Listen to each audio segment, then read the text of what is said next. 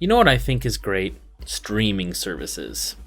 Despite there being probably too many right now, I still think they're pretty phenomenal. The ability to just click on content that you want and have it streamed to you from some server somewhere, and you just get it enjoyed in your own home or on whatever device you're on at whatever location you're in. Now that's all fine and good for movies and TV shows and whatnot, but what if we could do it with video games? Wouldn't that be just swell? Now you might be thinking, who the heck is this guy and how has he not ever heard of Google Stadia? It's pretty much the only thing that games media outlets could talk about while it caught on fire and burned to death.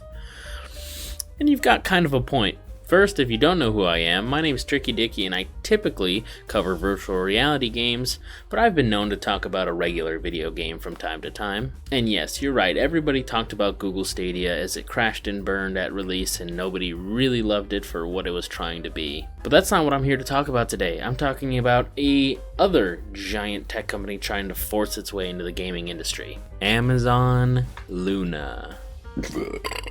Now, your boy got early access to play some Amazon Luna and test it out a little bit. It's nothing special. You could have signed up for it too. If you didn't, that's your own fault. Point is, I got a hands-on experience with Amazon Luna.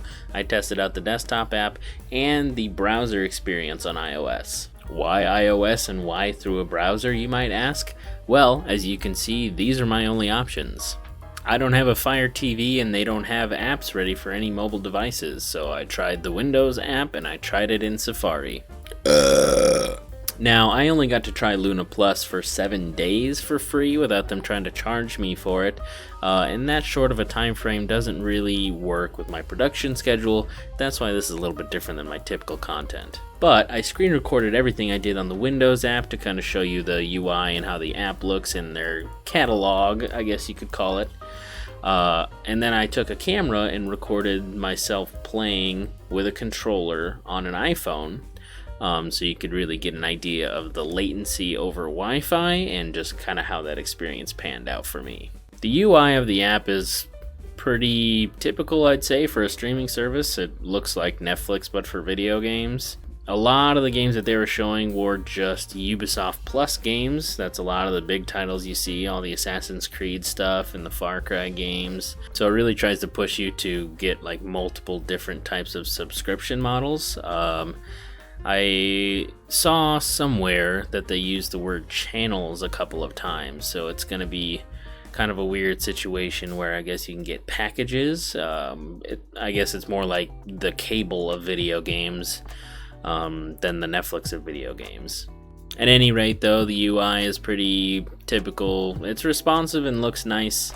It's something you definitely come to expect from Amazon and from a service like this. Luckily, there was a way for me to just click library and filter out everything that's included with my quote subscription, because I was testing out Luna Plus specifically. So this is a different collection than what you get from Ubisoft Plus. It honestly just kind of feels like the Xbox PC app, but with a different collection of games and a different color palette. So this is me booting up Grid, just so you can see how booting up a game works. There's a nice little space for ads, which is going to be super great.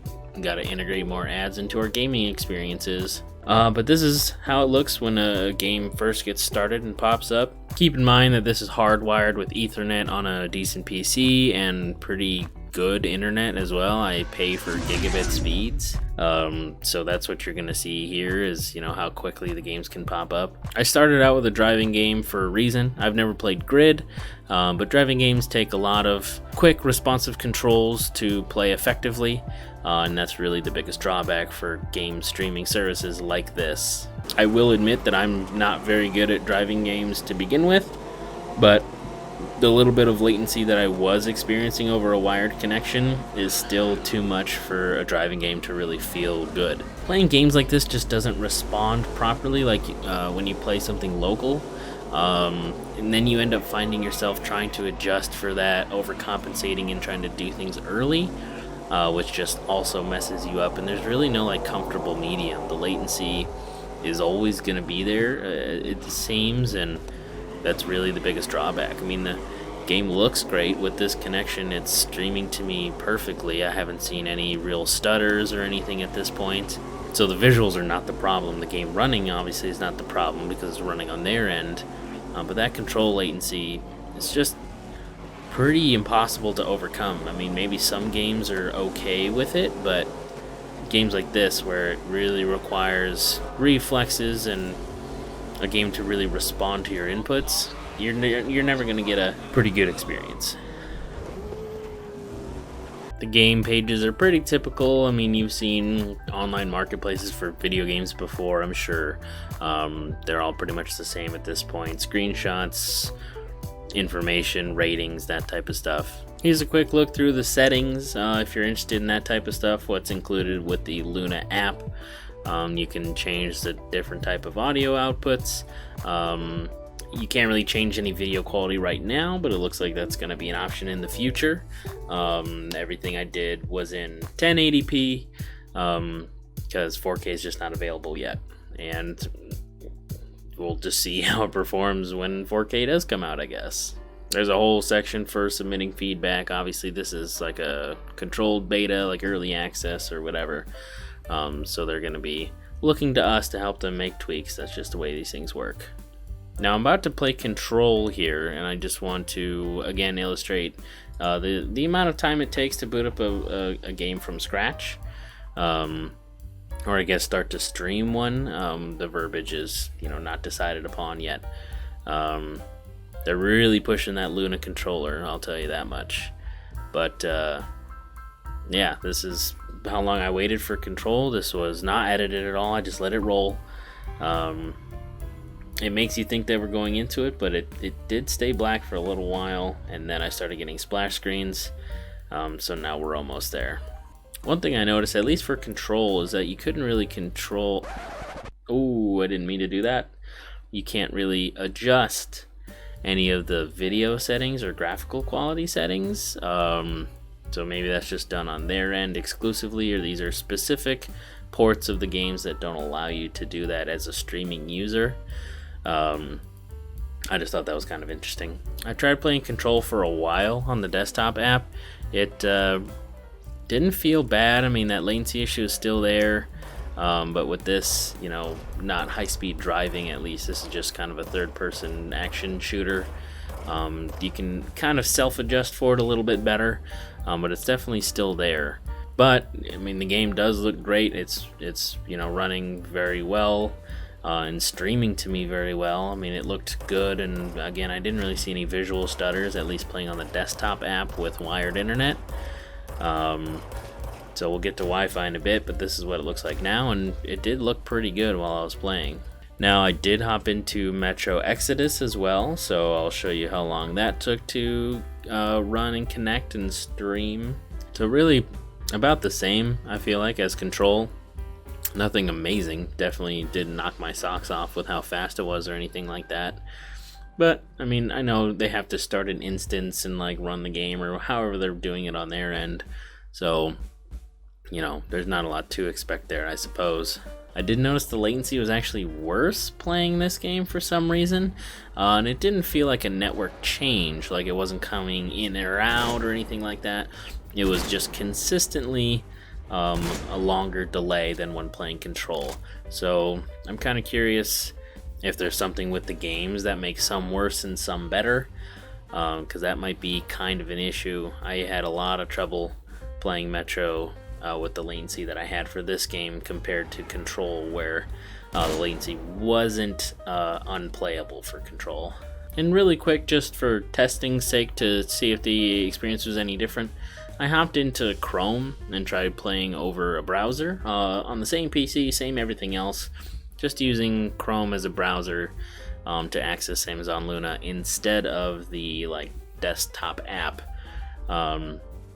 So, in theory, you can hop onto a web browser on anything, and as long as you can connect a controller or just use mouse and keyboard, I guess. The idea is you can play games on anything, I suppose, even if it's not your regular computer or whatever, something you can't install apps on. For some reason, one on my microphone, I wasn't a fan of that. I definitely blocked it, but I started Control again just to try it out. Once you pop full screen mode on, it works pretty much exactly the same. I didn't notice any difference between playing over a browser on a PC or using the Windows app on the same exact PC. Boot time was about the same, and like I said, the game runs the same, looks great, same amount of latency. Really nothing changed at all, whether playing through a browser or the Luna app, which just tells me that the Luna app is probably just a fancy browser anyway. A lot of my testing I did while playing Control, because I feel like it's at this point it's a game that's on like every platform imaginable, so everybody's tried it. At least if you're interested in this type of thing, you've probably played the game somewhere, so you have a frame of reference. I also kept picking Control because I wanted to see how Luna handled game saves, if there are any issues there between platforms, devices, whatever. And that's something that was, I don't know, I guess I was pleasantly surprised. I would just want to say like I wasn't annoyed, because they didn't fail me. They did what they're supposed to do. They did the minimum expectation of maintaining my saves between devices. I started a new game on the PC app.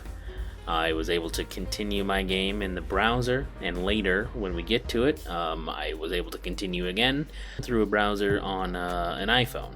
So that was my experience on the PC. So if you have really good internet and a computer that you can just hardwire, you know, Luna might be a decent option for you, because the latency is definitely there. You can definitely feel it. I wouldn't recommend playing a driving game, and if there's anything competitive on there, I don't know if I'd recommend playing that either. But single player action games, even like Control, that not a first person shooter, but a third person shooter, you can even manage the latency with a game like that. Maybe not on a super high difficulty, but you can get through it. Where things got a little interesting was trying it on an iPhone through Safari on Wi-Fi. Now the disclaimer here before we get into it, I do want to explain that iPhone was on 5 gigahertz Wi-Fi. They say, I can actually pull it up here, they do say that it supports a network connection, both 2.4 gigahertz and 5 gigahertz Wi-Fi, but they recommend 5 gigahertz Wi-Fi for an improved gaming experience. Now, I did use 5 gigahertz Wi-Fi. This setup that I'm showing you here was literally in the next room from where the wireless access point was.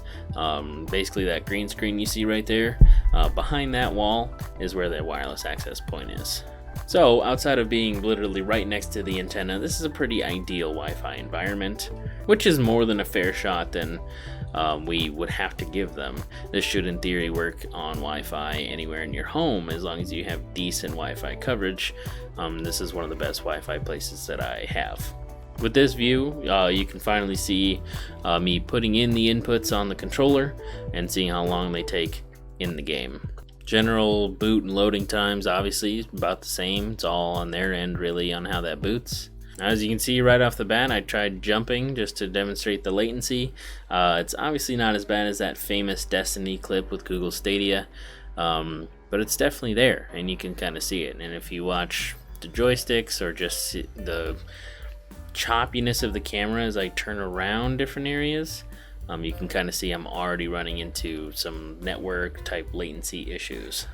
Now I tried to accentuate with my finger here on the right trigger so you can kind of see the latency as well.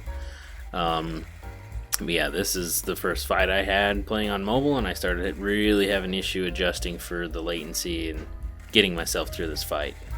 There was a point in that little part of that fight too that using the right stick to aim, just aiming with a controller in general for like a shooter game like this, latency made it kind of really unaimable, unplayable almost. So here's a real exaggerated, obvious demonstration of me pulling the trigger and something happening on screen.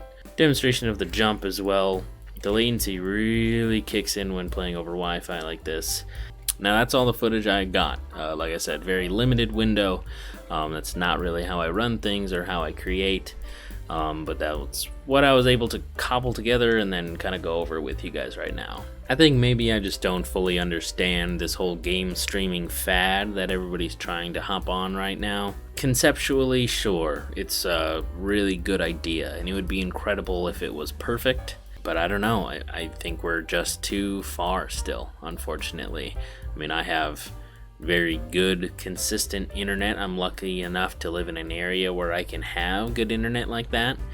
But even just switching to Wi-Fi on that same good internet, the game was almost unplayable, and I can't imagine having my full experience with a video game be that. The rest of my opinions here aren't anything terribly new. I mean, a lot of people said the same things about Google Stadia as it came out. It's kind of confusing who this would really be for, like what type of audience would enjoy this. Just the kind of barrier for entry, the really good internet connection, hardwired devices that are, made to handle some sort of data transfer like that, like streaming a video game at the speeds you need. You're already kind of out of the casual space, like at that point you have a device to play video games on, surely. So yeah, it's just confusing. I guess if you had like a shitty laptop that had an Ethernet port and an Xbox controller, you could really make something out of it. But even then, you'd still be in a situation where you need a really good internet connection, and that's not a majority of people.